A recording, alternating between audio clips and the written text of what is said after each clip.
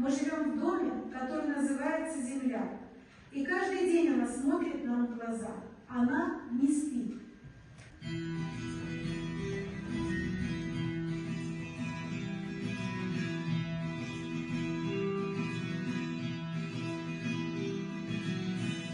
Я речь свою веду о том, что вся земля наш общий дом, наш добрый дом, просторный дом, мы все с рождения в нем живем.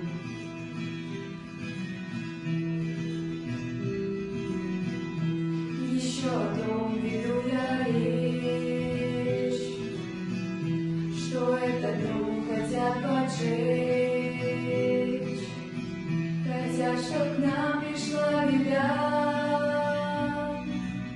чтоб жизнь исчезла.